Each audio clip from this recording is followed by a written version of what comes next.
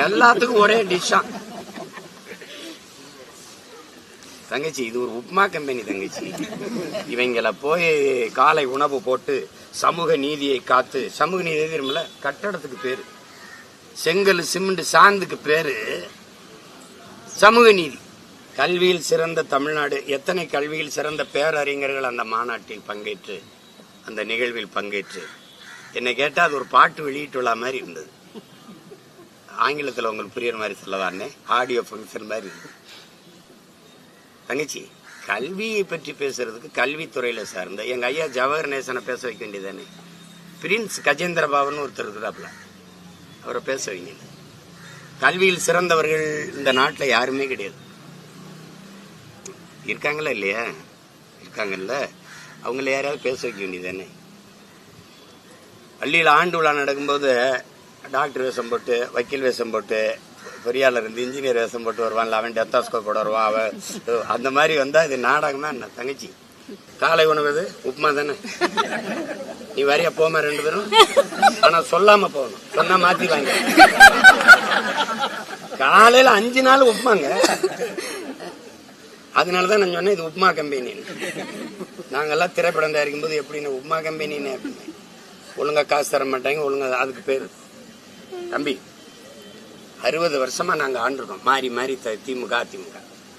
மதிய உணவு என் தாத்தன் போடும்போது அன்னைக்கு விடுதலை பெற்ற காலத்துல இவ்வளவு வருவாய் பெருக்கல, கல்வி போய் சேரல, பிள்ளைகளை படிக்க வைக்க என்னன்னா அவனுக்கு வரல.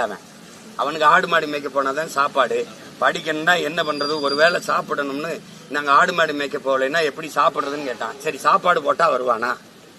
சரி நோட்டு புத்தகம் வாங்கல, நோட்டு புத்தகம் தாரேன், சீருடையில போட்டுக்கிற துணிமணியில சீருடையும் தாரேன் அப்படி சொல்லி அவன் படிக்க வச்சான்னா அன்னைக்கு தேவை இருந்தது. 60 அவனுக்கு பின்னாடி இவ்வளவு காலம் ஆண்டு விட்டு காலை உணவு சாப்பிட்டுட்டு வர முடியலடா என் மகளும் மகனும் பள்ளிக்கூடத்துக்கு. அப்ப எவ்வளவு வறுமையில என் ஆத்தால பண்ணி வச்சிருக்க. காலை ஒரு உணவு சாப்பிட்டுட்டு வீட்டுல இருந்து வர முடியல. இங்க வந்துதான் சோறு போடுறேன்னு பெருமையா பேசுறேன். எல்லாருக்கும் சோறு 1000 ரூபாய் காசு. பஞ்சப்படி ஒரு பராரி கூட்டமா துப்புரவு பணியாளர்னா காலை உணவு போடுறோம் உங்களுக்கு. இது எப்படி பாக்குறது? இது ஒரு சேவைன்னு பாக்குறியா? இந்த மானங்கட்ட கூட்டத்துக்கு ஒரு வேளை சோத்த போட்டு கையில 500 ரூபாய் கொடுத்தீங்கன்னா போதும்னு நினைக்கிறியா? எப்படி எடுத்துக்கிறது? இந்த ரேவந்த் ரெட்டியை நான் மதிக்கிறேன், அதுக்காக இதை போய் செய்வேன்லாம். அந்த நேரத்துல புகழணும்னு பேசிட்டாப்ல, அது செய்ய மாட்டாப்ல. அவன் சாதி வாரி கணக்கெடுக்க எடுப்புறான்ல மானஸ்தன், இவர் எடுப்பாரா? கேட்கறதுக்கு பதில் சொல்லு. கூட்டணி தானே வச்சிருக்க. இங்க பெரியார் பிறந்திருக்காரு, சமூக நீதியை நீட்டிட்டார் காட்டிட்டாரு இல்லையா? அதான் இங்க பிறக்கலை எடுக்கிறேன். அதே கூட்டணி வச்சிருக்க சீதாராமையா 24ஆம் தேதிக்குள்ள எடுத்து முடின்ற. அங்க பெரியாருக்கு நீங்க உங்க பேர் சொல்ற பெரியாருக்கு ஒன்றும் சம்பந்தம் இல்லாத நிதிஷ்குமார் எடுக்கிறேன். எல்லாத்துக்கும் மத்திய அரசை சாட்டி விடுறது. நிதி தரல, நான் என்ன பண்றது? 40 பாராளுமன்ற உறுப்பினருக்கு நாக்கு வலிக்குவ. எதுக்கு வென்று போனீங்க?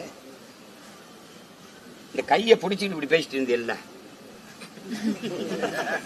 நம்ம ஐயாட்ட, ஏட்ட மோடி ஐயாட்ட, நீங்க ஐயா அந்த நமக்குள்ள நிதியை கொஞ்சம் ஏதாவது. நான் தான் சொல்றேன், இது திராவிட மாடல் கிடையாது, விளம்பர மாடல். அவங்களே மாடல் தாங்க. இது ஒரு விளம்பரம், செய்தி அரசியல், விளம்பர அரசியலை தவிர வேற என்ன தெரியும்? வேற என்ன தெரியும்? 2001 பள்ளிக்கூடத்தை மூடிவிட்டு கழிவறை விட கேவலமா அரசு பள்ளிக்கூடம் இருக்குது. கல்வியை முதலாளிகளின் லாபம் ஈற்ற கடையா திறந்து விட்டு கல்வியில சிறந்த தமிழ்நாடுன்னா பாடுன என் பாட்டன் பாரதிய உதைக்கிறதா இவங்களை உதைக்கிறதான்னு தெரியல. என்னது கல்வி சிறந்த தமிழ்நாடுன்னா என்னதுல சிறந்திருக்கு? 50,000 பேர் தாய்மொழியில தேர்வு எழுத வரல 10th வகுப்புல. படிச்சுட்டு வெளியில வர, பட்டம் படிச்சுட்டு வெளியில வரவனுக்கு தாய்மொழி எழுத படிக்க தெரியல. என்ன சிறக்குது கல்வியில? என்ன சிறக்குது? என்ன சிறக்குது சொல்லுங்க. ஒரு வகுப்பு போய் படிக்கணும்னா பணம் இவ்வளவு காட்டணும். முதலாளிகளினுடைய லாபம் ஈட்டுற சந்தையாக்கி விட்டுட்டு கல்வியில சிறக்குது தமிழ்நாடு. அது தாழ்த்தப்பட்ட பிள்ளைகள், ஆதி தமிழ் பிள்ளைகள் அமர்ந்து படிக்கிற கட்டடத்துக்கு பேரு சமூக நீதி. சமூக நீதியை காப்பாத்தினா சமமா உட்கார்ந்தா எல்லாம் படிக்கணும். என்னையா உன் சமூக நீதி? சமகால நீதி. கட்டடத்துக்கு பேரு சமூக நீதினு வச்சா சமூக நீதி வந்துருமா? வந்துருமா? என் பிசி எம்பிசி எல்லாம் படிக்கிற விடுதியில இவங்களை ஒன்னா உட்காந்து படிக்க வையா, அது சமூக நீதி, சமத்துவம், சகோதரத்துவம். அதை சாதிக்க முடியல.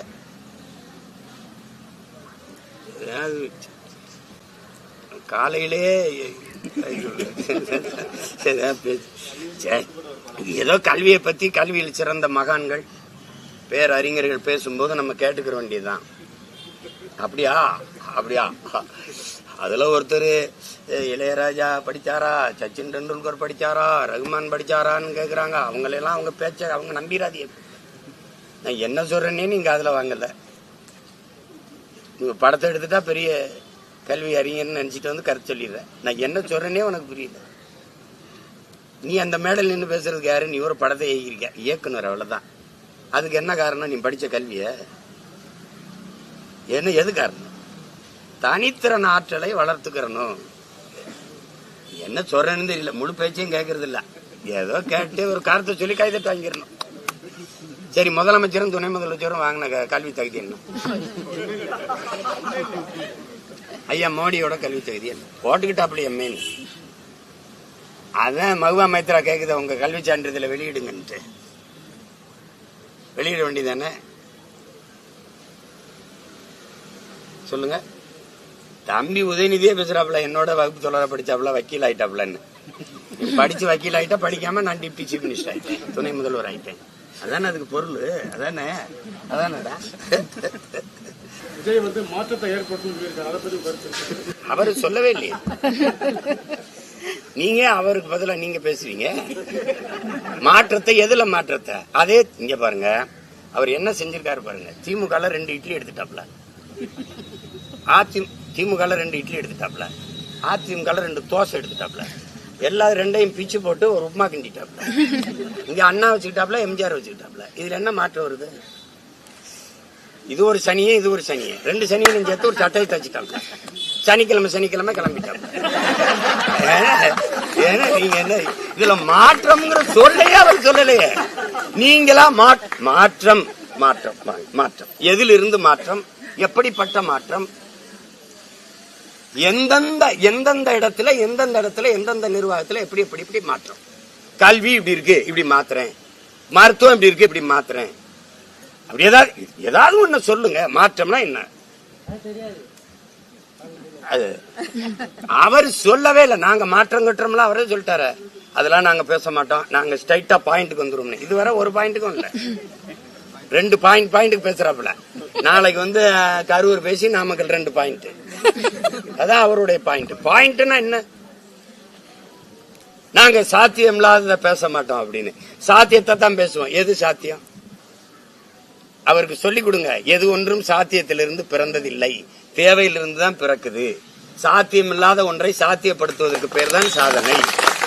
சாதாரணமான மக்கள் அசாதாரணமான ஒன்றை கனவு காண்பதற்கு பேர் தான் புரட்சி. அதுதான் முயற்சி, அதுதான் ட்ரீம், அதுதான் கனவு. அது சொல்லிக் கொடுக்கணும். அவர் அதெல்லாம் சொன்னா கேட்கிற மாதிரி இல்ல. அண்ணன் சொல்றாரு, என்னமோ சொல்றாரு, கேப்பம்ட்டு விமர்சிக்கிறாரு. இது விமர்சிக்கிறது இல்ல. இப்ப சரி விட்டுருவான். நானு 2010 கட்சி ஆரம்பிச்சேன். இப்ப 26 வரைக்கும் வந்து 26 தேர்தலில் நிக்க போறேன். எனக்கு என்ன ஆட்சி 5 வருஷம் கொடுத்து நான் அதை அழிச்சனா, நாட்டை கொள்ளையடிச்சனா, ஊழல் லஞ்சத்துல ஊறி தெளிச்சனா, மலையை வெட்டினா, மணல் அள்ளினா, கொலை பண்ணனா, கொள்ளையடிச்சனா, என்ன செஞ்சேன்? என்னை எதுக்கு எல்லாரும் விமர்சிக்கணும் சொல்லு? அதிகாரத்துல இருக்கிறவன், அநியாயம் செய்யறவன், ஊழல் லஞ்சத்துல ஊறி திளைக்கிறவன், வளத்தை சுரண்டி கொள்ளையடிக்கிற கொடுக்கிறவனை பேசாது, எந்த விமர்சனம் வைக்காது. இதையெல்லாம் தடுக்க போராடுற எங்கள் மேல விமர்சனம் வைக்க காரணம் என்ன? எல்லாரும் எதிர்க்கிறான்ல, காரணம் என்ன? நாங்களே அதை பொருள்படுத்துறது இல்ல. ஏன்னா விமர்சனத்தை தாங்க முடியாதவன் விரும்பியதை அடைய முடியாது. அவதூறுகளையும் அவமானங்களையும் கடக்க முடியாதவன் அற்ப வெற்றியை கூட தொட முடியாது. அந்த தத்துவத்தை கற்ற பிள்ளைகள். ஏதோ போய என்னை விமர்சிக்கிறது ஓ வேலை, உனக்கும் சேர்த்து போராட வேண்டியது ஏன் வேலை, அவ்வளவுதான். நாங்க ஏற்றுக்கொண்ட கோட்பாடு விமர்சனத்தை உரமாக்கு, அதன் லட்சியத்தை மரமாக்கு. வேர்க்காம விளையாட முடியாது, விமர்சனம் இல்லாம வளர முடியாது. விமர்சிக்கிறவன் என்னை பார்த்து பயப்படுறான். இவன் அதிகமா விமர்சிக்கிறான், ரொம்ப பயப்படுறான்.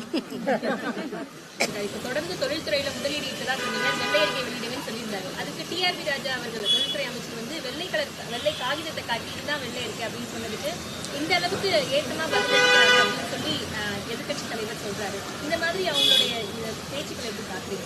ரசிங்க தங்கச்சி ஓரமா உட்காந்து ரசிங்க. பட்டிமன்றம் பாக்குற மாதிரி பட்டிமன்றம் பாப்பீங்கல்ல, பாப்பீங்கல்ல தீபாவளி கூட போடுவாங்க பாருங்க. அதாவது இப்ப இத கேள்வியை கேட்கிறாருல ஐயா எடப்பாடி, அவர் ஆட்சியில முதலீட்டாளர் இழுத்து வந்தார்ல, அவங்க அம்மா ஆட்சியில அம்மா ஜெயலலிதா ஆட்சியில் இழுத்து வந்தாங்களா, அதெல்லாம் எங்க வெள்ளரிக்க எத்தனை தொழிற்சாலை இருந்தது? உன் தொழிற்சாலை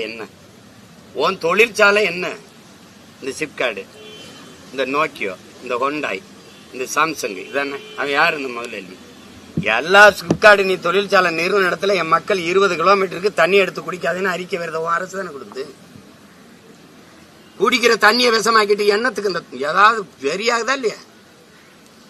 நிலம் நஞ்சாயிருச்சு, நீர் நஞ்சாயிருச்சு, காற்று நஞ்சாயிருச்சு. தொழிற்சாலை எதுக்கு வச்ச?